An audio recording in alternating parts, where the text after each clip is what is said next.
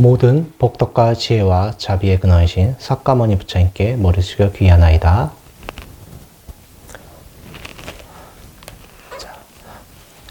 저번 시간까지는 이제 빠따짜 장로 비구니 테리가타까지 했었습니다. 오늘 420쪽 죽은 아들 어디로 갔나 할 차례입니다. 빠따짜라는 뜻은 아직 안 들으신 분이 계시기 때문에 한 번 더 설명드립니다. 넉마라는 뜻입니다. 넉마라. 왜 넉마냐면 아들을 잃고 가족을 잃고 남편도 다 잃었기 때문에 그때 정신 착란이 일어나서 길을 헤맸습니다. 그래서 그때 부처님께서 그 설법해 주셔서 제도했고 그래서 출가를 했었습니다. 그래서 빠따짜 장로 비구니가 그 넉마라는 뜻으로서 출가를 하셔서 우리가 지금 그렇게 부르고 있는 것입니다. 자, 테리가타라고 하는 것은 한 번 더 말씀드리지만 비구니 스님들이 어떤 개송입니다. 깨달음이라든가 어떤 설법했던 내용입니다. 그렇기 때문에 여러분들 특히 여자분들께서는 이게 마음에 와닿는 경우가 굉장히 많을 거예요. 그리고 이거 편역하셨던 이라 스님께서 비구니 스님이시기 때문에 좀 장로니 개송을 좀 많이 싫었습니다. 원래 장로 개송이 훨씬 많아요. 네, 그걸 좀 명심해 주시고요. 자, 죽은 아들 어디로 갔나 한번 같이 읽으면서 제가 설명드리겠습니다. 그대는 내 아들아 하면서 울부짖는다. 그러나 그대는 그 아이가 어디서 왔는지 어디로 가는지 그 오고 간 길을 알지 못한다. 존재하는 모든 것들은 이와 똑같다. 아이가 어디서 왔는지 어디로 가는지 알 수 있다면 슬픔은 사라질 것이다. 아이는 청하지도 않았는데 왔고 허락도 없이 떠났다. 그는 어딘가로부터 와서 잠깐 동안 머물렀을 뿐이다. 그는 하나의 길을 따라왔다가 다른 길로 떠나갔다. 그는 인간으로 죽어 윤회의 길을 갈 것이다. 그는 이렇게 왔고 이렇게 갔는데 울 리 있겠느냐. 당신은 내 가슴 속에 숨겨져 있던 내 아들에 대한 슬픔의 왓을 뽑아주셨습니다. 당신은 그것을 밀어내버렸고 슬픔은 가버렸습니다. 오늘 나는 화살을 뽑아냈고 나의 갈증은 고요해져 온전한 평온에 이르렀습니다. 나는 부처님께 귀의합니다. 가르침에 귀의합니다. 승가에 귀의합니다. 여기 보시면 알겠지만 어떤 여인을 향해서 제가 앞에 그 중괄호로 된 거는 읽지 않았는데 그 배경이 나오죠. 빠따짜 장로 비구니에게 찾아왔던 겁니다. 어떤 분께서 자기 아들을 잃은 여인이 찾아온 것입니다. 근데 그거에 대해서 설법해 주시는 것이죠.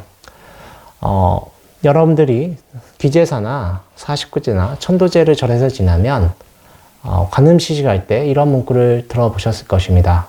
생야 1편 부운기, 사야 1편 부운멸 들어보셨을 것입니다. 태어남이라고 하는 것은 구름이 일어나는 것이고 죽는 것은 구름이 없어지는 것이다 라고 하신 것입니다. 왜냐하면 그 정도로 그냥 생성하고 소멸되는 것입니다. 눈 깜짝할 사이에. 근데 그거에 우리는 집착을 하죠. 그래서 제가 가족들 같은 경우가 어떤 악업이 있는 경우는 가족으로 와서 원수를 갚는 이야기, 인과에 대한 전생담을 말씀드린 적이 있으십니다. 그렇죠? 재선 스님이라고, 제주도 출신이라고 해서 재선 스님이라는 분이 계셨습니다. 재선 스님이라는 분이 계셨는데, 그분이 아들을 낳았어요. 근데 그분께서 아들을 낳았는데, 5살에 갑자기 급사했습니다, 아들이. 급사했어요. 그것을 현대의학에서는 무슨 증후군이라고 하더라고요. 그래서 그런 증후군이 있습니다. 갑자기 급사한 경우가 있습니다. 예전에는 유아 사망률이 굉장히 높았죠. 유아 사망률이 높았습니다. 그래서 한 5살쯤 돼서 제일 이쁠 때 애가 죽었어요. 그 전까지는 내 아이를 어떻게 키울까?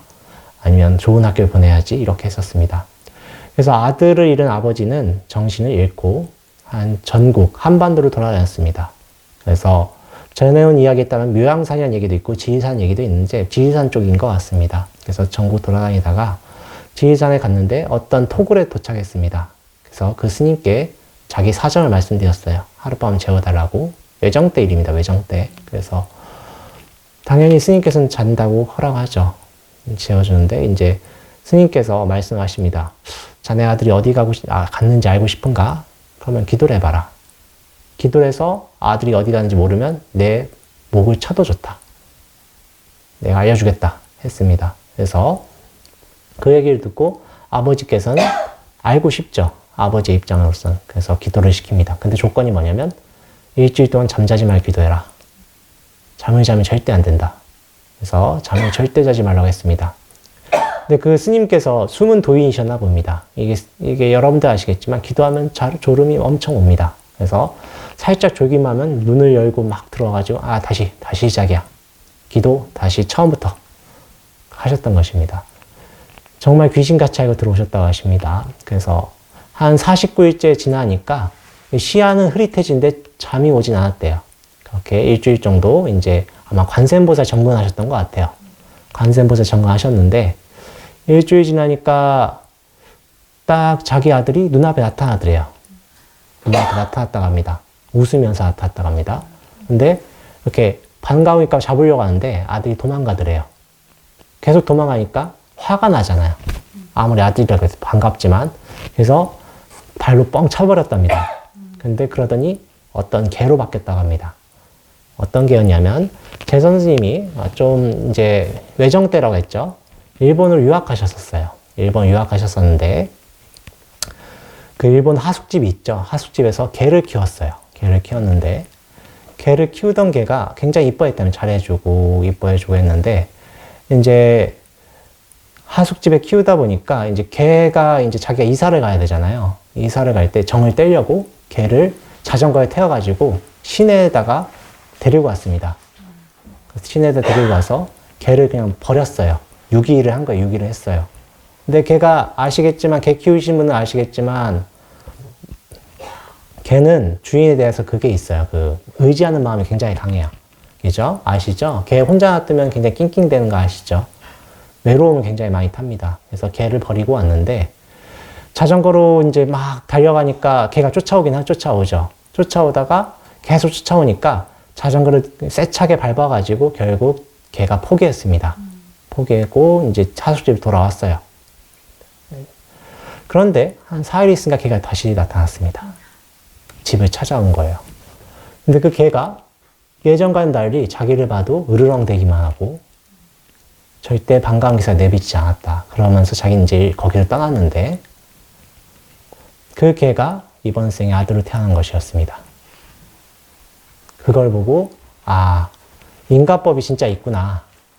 이게 인가라는 게 정말 무섭구나라는 걸 아시고 그때 그 자리에 출가하셨습니다. 그래서 제주 출신이라 해서 재선스님이 되셨어요. 그렇죠? 아들이 죽었다고 슬퍼하지 말고 그 죽음과 그 아들은 아들의 인연인 거예요. 그죠? 아들의 인연인데 거기 슬퍼할 필요가 없습니다. 자, 제가 여러분들께 칠각지 법문을 가끔 해드리죠. 칠각지의 첫 번째가 염각지입니다. 염이라고 하는 것은 알아차림이에요. 알아차림. 그냥 안다는 거예요. 여러분들 불교는 무슨 종교입니까? 자력신앙이죠. 내 스스로가 부처인 거 믿고 가는 거예요. 그러기 위해서는 뭐 어떻게 돼요? 내 마음의 주인은 내가 돼야 됩니다. 그러기 위해서는 내가 무슨 생각하는지 여러분이 꼭 아셔야 돼요. 내 마음 무슨 생각으로 이런 결론을 내고 어떤 인연이 와서 내가 이런 마음을 먹는지를 꼭 아셔야 된다. 그렇게 해서 첫 번째는 염각지가 돼야 됩니다. 염. 이건 내 마음을 아는 거예요. 알아차림이라고 하는 것은 순간적이라는 뜻이 있어요. 순간적 알아차림이라는 것은 순간적이라는 뜻이 한국어에서는 내포가 되어 있습니다. 그러나 여기서 말하는 알아차림은 계속 꾸준히 유지되는 거예요. 그죠? 그래서 여러분들께 저희 절에서는 어떻게 합니까? 관세음보살 계속 하시면서 내 마음을 바라봐라. 계속 하는 거죠. 기계적으로 관세음보살 하지 마시라. 그냥 초신자 때는 저희가 그냥 하시면 좋다라고 하지만 이제 여러분들이 절에 오래 다니시면 관세음보살 하면서 내 마음이 어디에 하는지 꼭 보셔야 됩니다. 그렇게 하다 보면 나라는 것이 없어지고 전생이 보이고 나라는 것이 없어져서 남의 마음도 보이고 그러는 것입니다. 아까 그 스님은 나라는 집착을 버리기 위해서 일주일 동안 철야 기도를 하셨던 거예요. 밤을 새면서. 그러다 보니까 그 아들과 얽혔던 인연이 보였던 겁니다. 이런 인연이 있구나. 그런데 이번 생에 만약에 전생에 악업의 영향으로 이번 생에 과를 받아요. 그 사람이 나한테 못된 짓을 했다고 생각해 봅시다. 그런데 그 못된 짓을 받았을 때 제가 화를 내고 그거에 대해서 어떤 안 좋은 생각을 품는다면 새로운 인연이 맺어지는 거예요. 그때부터는 내가 다음 생에 과보를 받았던 것을 갚으려고 하는 새로운 인연이 맺어지고 다음 생에 또 갚습니다. 그렇게 끊임없이 주고받는 거예요. 그래서 그걸 끊어야 되는 것입니다. 그래서 불처님께서 뭐라고 하셨냐면 시작도 끝도 없는 정말 우리가 시작을 알 수 없는 무시 이래로 무시라는 게 뭐냐? 시작도 알 수 없다. 언제부터인지 몰라요. 왜냐하면 끊임없이 주고받기 있기 때문에. 그것을 하고 있는 이 윤회계에서 지금 이 순간 탐진치를 소멸하지 않고 또 끊임없이 윤회계에 들어가는 겁니다. 사람들이 그러죠. 불교는 어떤 굉장히 좀 돌을 닦는 것 같다. 고리타분하다. 그런데 그런 게 아닙니다. 그냥 있는 그대로를 말하는 거예요. 내 마음 어디 향하는가. 그렇죠. 그것을 봐야 되는 것입니다. 그래서 죽은 아들뿐만 아니라 아들이 살아있다고 해도 아들이나 뭐 딸도 똑같습니다. 자식들이 이제 사춘기가 지나고 자아의식이 좀 과잉이 되면은 이제 반항도 하고 그러죠. 그런 다음에 20살 돼서 이제 뭐 결혼을 한다고 했을 때 그 데리고 오는 며느리라든가 사이가 마음에 들지 않는 경우도 있고 그럼 또 새로운 악업이 생기죠. 근데 그 친구의 그냥 그건 인연인 거예요. 그죠? 근데 그거에 대해서 전전긍긍할 필요가 없는데 전전긍긍을 하죠. 저희는 뭐 쉽지는 않습니다. 저도 이론상은 말은 하지만 쉽지 않다는 건 알아요. 근데 그건 그 친구의 인연인 거예요. 죽은 것도 그 친구의 인연인 거예요. 자, 그래서 여러분들이 그때 내 마음에 슬픔이 일어났을 때 어떻게 합니까? 관세음보살 하면서 바라봐라. 그런 슬픔이라는 것이 그 근원을 보면은 내가 있어요. 내 마음대로 안 되는 거. 아까 재선생님 같은 경우도 이 자식이 커서 뭐 이렇게 좋게 크고 이쁘게 되길 바랬는데 안 된 거잖아요. 그죠? 그래서 그걸 꼭 명심하셔야 됩니다. 슬플 때나 기쁠 때나 어떻게 관세음보살 하시면서 마음을 여여하게 가지셔야 된다. 그래서 여러분들이 익히 아시는 세옹지마라는 말 아시죠? 세옹지마. 좋은 게 꼭 좋은 게 아닐 수 있어요. 나쁜 게 꼭 나쁜 게 아닐 수 있어요. 그죠? 그래서 그걸 언제 흔들리지 말고 여여하게. 그래서 쉽지 않죠? 그래서 처음에는 어떻게 하냐? 먼저 삼기를 하고 부처에 대한 믿음으로써 내가 부처인 걸 알고 믿고 가야 됩니다. 아직은 우리가 부처인 걸 그냥 하도 들어서 그렇지 우리가 부처인 걸 몰라요. 그죠? 지금 그냥 믿음으로 갈 수밖에 없습니다. 하지만 믿고 수행하다 보면 아 부처님 말씀이 참 맞구나 라는 게 느껴집니다. 자, 빠따짜 장로 비군 이야기는 여기까지 하고요. 자, 420쪽 육신이 내겐 괴로움이다 라는 걸 읽어보고 또 설명드리겠습니다. 자, 케마여 당신은 젊고 아름답습니다. 나 또한 그렇습니다. 5가지 악기를 연주하며 우리 서로 즐깁시다. 더럽고 병들고 무너진 이 육신은 나를 괴롭힌다. 나는 이 육신에 혐오감을 느낀다. 육체적 쾌락의 가래는 내게서 뿌리채 뽑혔다. 육체적 쾌락은 창이나 칼과 같아서 육신을 구성하는 요소를 난도질한다. 그대가 말한 즐거움은 내게는 즐거움이 아니다. 쾌락의 즐거움 부서지고 무명의 암흑은 파괴되었다. 악마여, 그대는 파멸되었다. 있는 그대로 보지 못한 어리석은 자들은 하늘의 별자리를 숭배하고 불을 섬기며 그것을 청정하다고 생각한다. 그러나 나는 모든 것 중에 으뜸이신 깨달으신 분을 공경한다. 그분의 가르침을 실천하여 나는 괴로움에서 완전히 벗어났다.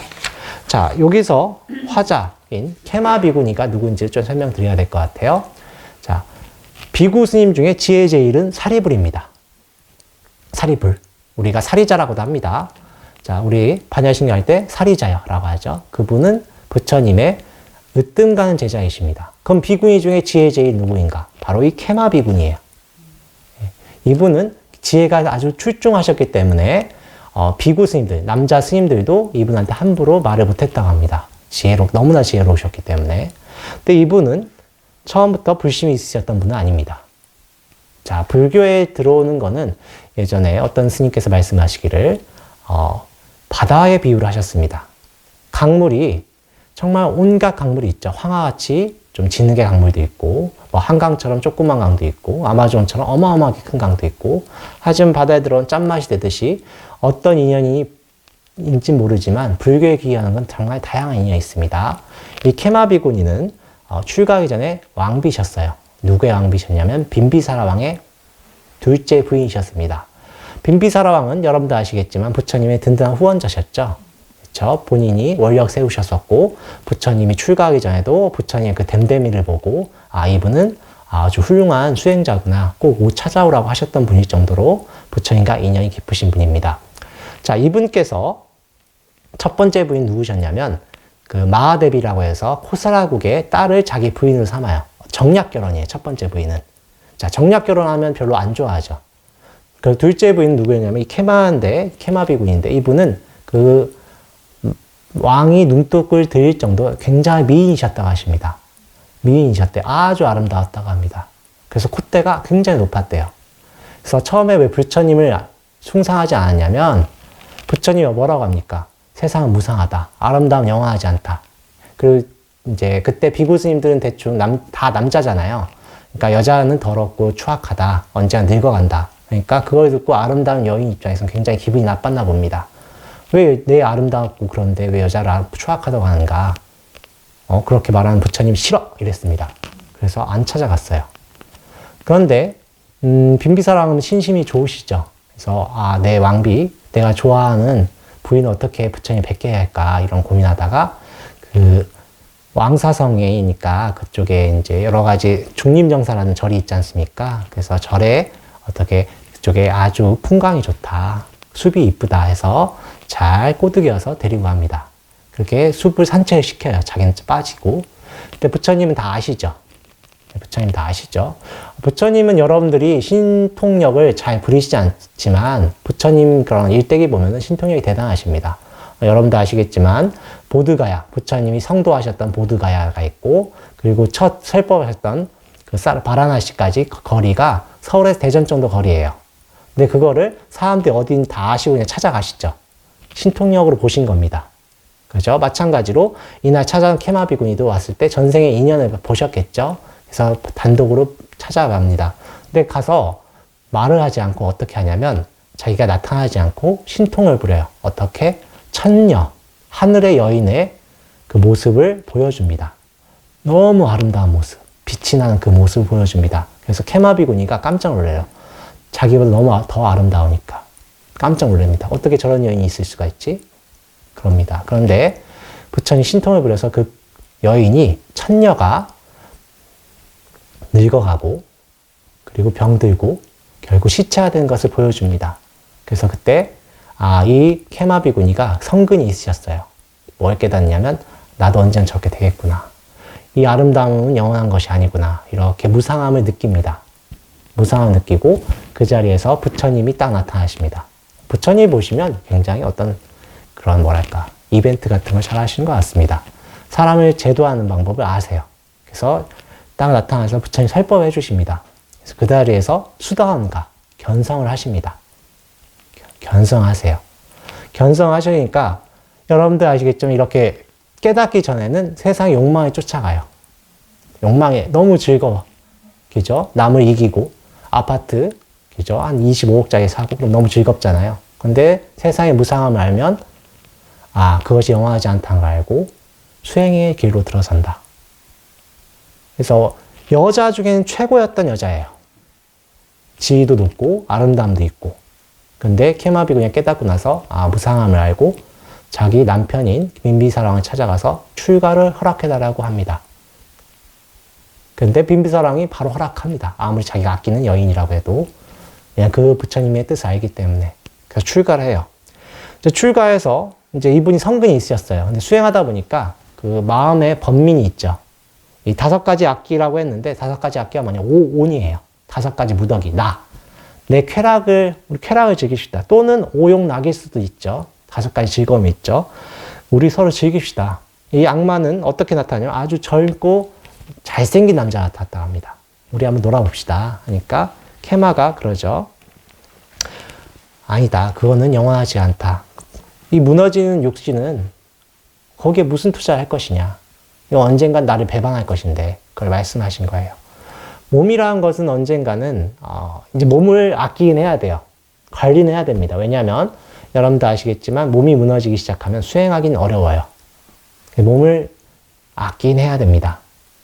가끔 내 몸을 돌보지 않고 일하시는 분이 계신데 그건 좋은 건 아닙니다. 물론 책임감 때문에 그런 경우가 많죠. 뭐 직장의 사장님이시라든가 자영업 하시는 분들 같은 경우는 자기가 일을 하고 움직이지 않으면 그 어떤 매출이 나오지가 않고 뭐 월급을 줄 수도 없는 상황이 생기기도 하죠. 그래서 어쩔 수 없이 그런 경우가 있습니다만 근데 몸이 또 무너지면은 수행도 못하고 아무것도 못해요.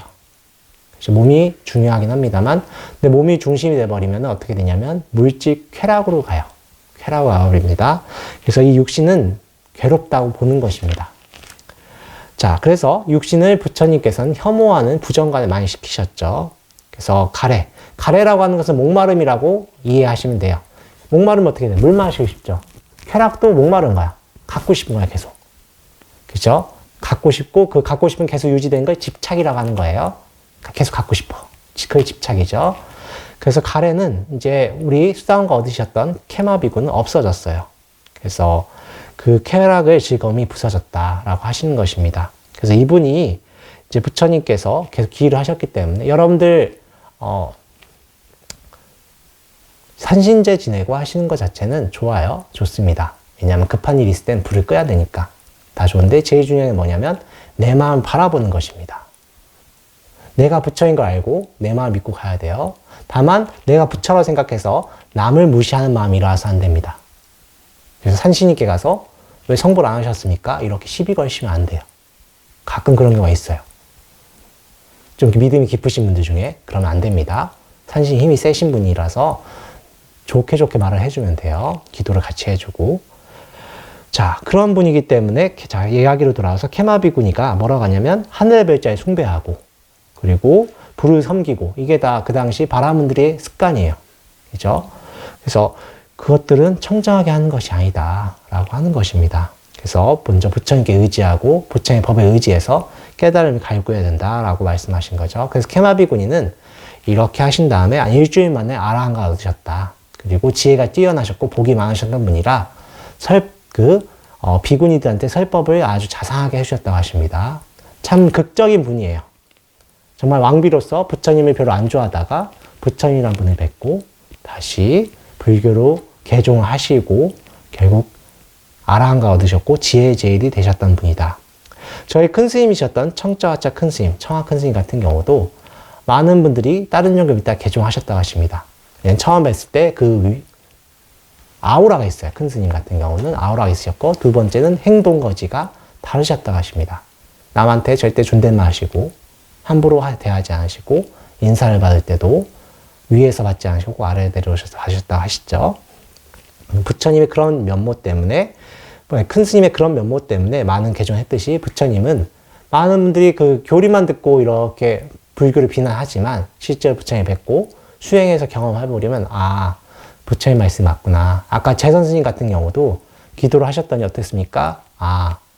인과가 연결되어 있구나 라는 걸 보고 부처님 말씀이 맞구나. 근데 이거는 수행해서 직접 경험해보기 전까지는 믿기 참 어려워요. 하지만 수행하시다 보면 그게 보입니다.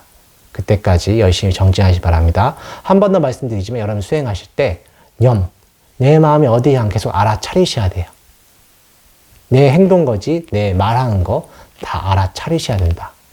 그러기 위해서는 어떻게 해요? 관세음보살 계속 하시라. 관세음보살 하면서 귀로 들어라. 계속 하시기 바랍니다. 오늘 설법 이것을 끝내겠습니다. 나무 석가모니불, 나무 석가모니불, 나무 시아본사 석가모니불.